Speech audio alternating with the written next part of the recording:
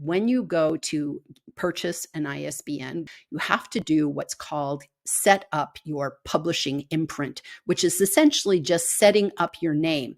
Now, here's where I caution you to choose wisely, because you have to figure out, what name am I going to use if I self-publish for my book?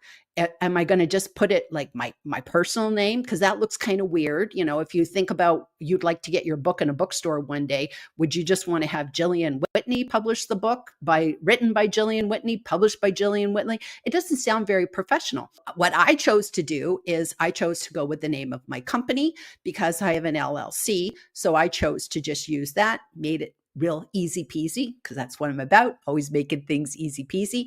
But you could also use a fictitious name, and a lot of people do this. So I could have used Easy Peasy Books Press. I could just make up a name, or I could just have something totally different called Bitmos R Us Press. I can just do whatever I want. But the question that you might want to get some legal advice on, because I am not a lawyer, is would you then need to have a doing business as, based upon where you are located, for you to be using that fictitious name? Because like, what if you can't just randomly pick something. I could just say, oh, I'm going to just call my publishing company Penguin Press.